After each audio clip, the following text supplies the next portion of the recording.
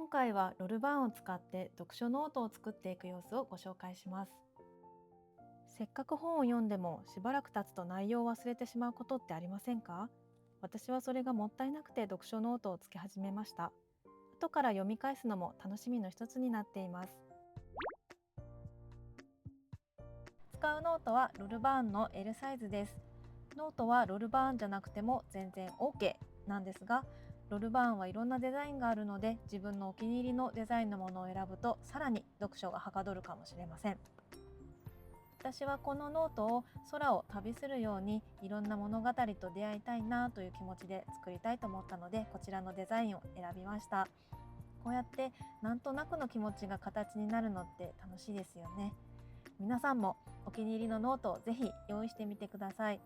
また動画内で使用している文房具などは動画の最後で紹介しているので、気になる方はぜひ最後までご覧ください。読書ノート作り、まずは表紙からスタートします。表紙はそのノートの入り口みたいなもの。開くたびにちょっとワクワクできるように自分の好きな色やシールで作っていきます。シールがメインの表紙を作る場合は大きめのシールを選ぶのがコツです。まずはシールをページの中央に貼って、その下に横線を引いて表紙っぽくしてみます。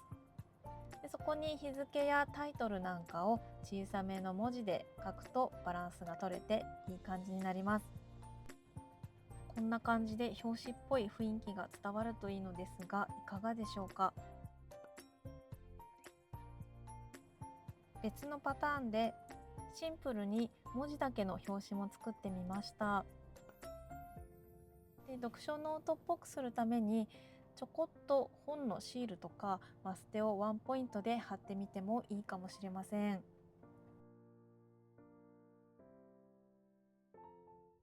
次に目次を作っていきます。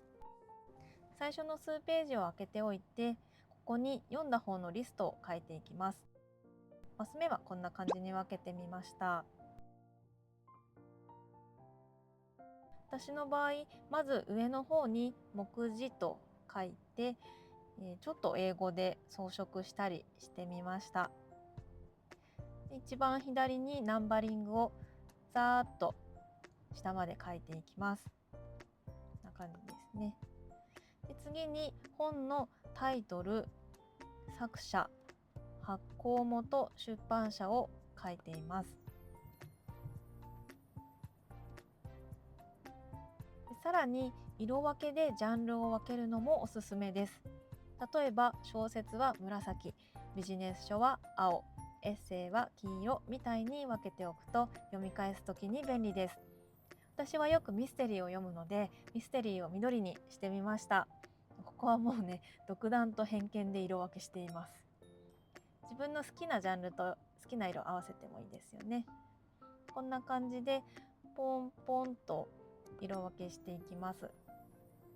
たくさん読めば読むほどページが埋まっていくっていいですよね。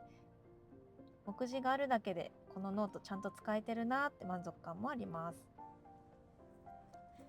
では実際の読書ノートの中身をご紹介します。まず上から本のタイトル、作者、発行日、出版社、読み始めた日などの基本情報を書いていきます。ちょっと倍速で間違えましたね。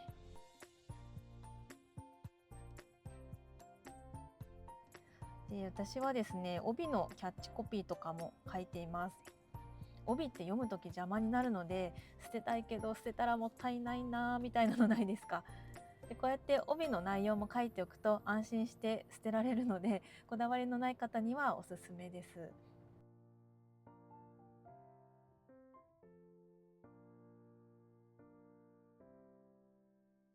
次にプリンターで印刷した本の表紙を貼ります。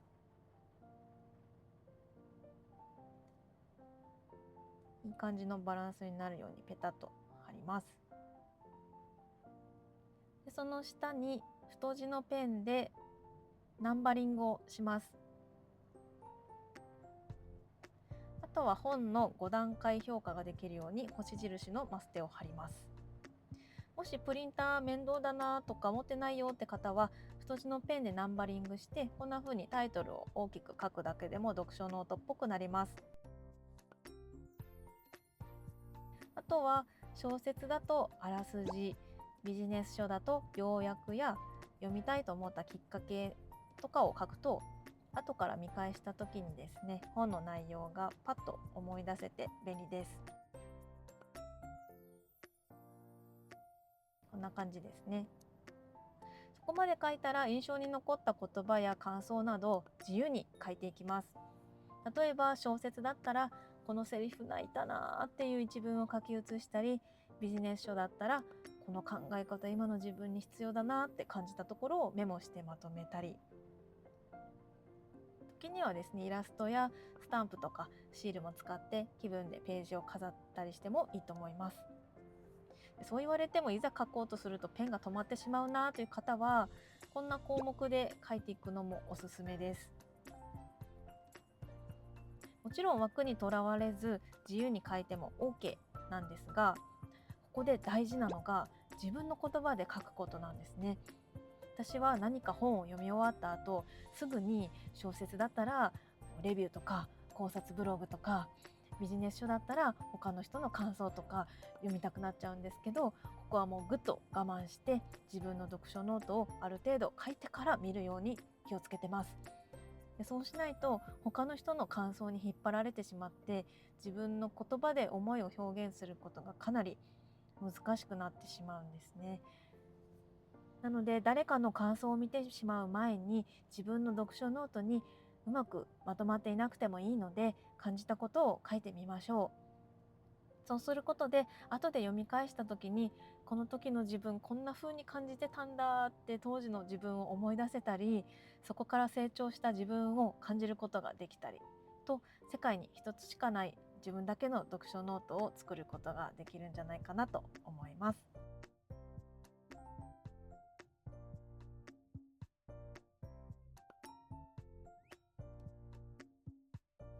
ここからは私が読書ノート作りに使っているおすすめアイテムを紹介します。まずはペン。私はペンテルのエナージェルインフリーというペンを使っています。にじみにくいし裏写りもしにくくて、ロールバンとの相性バッチリです。ユニボール 1P やジェットストリームも同様に書きやすくておすすめです。失敗するのが怖い方はフリクションペンで気兼ねなく書くのもいいかもです。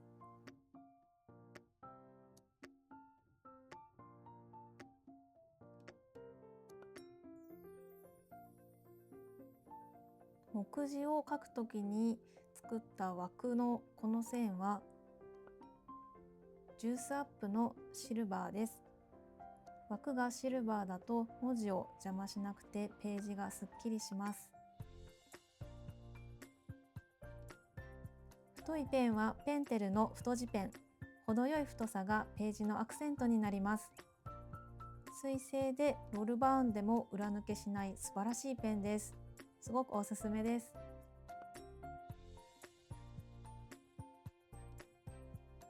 ジャンルを色分けしたい方には、みどりさんから出ているジョインドッツがおすすめです。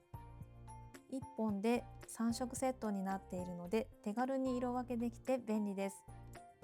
3本セットになって売っているバージョンもあります。好みの色味のペンを買っておいて、よく読むジャンルの本にどの色を振り分けようかなって考えるのも楽しいと思います。ペンの裏抜けがちょっと気になるなっていう方は、このような100均で売ってある丸いシールでもいいと思います。次はマステとシールです。5段階評価を書くのに使っているのはロルバーンの星印のマステ。幅もちょうどよくて使いやすいです。こちらは本の表紙を作る時に使ったシールです。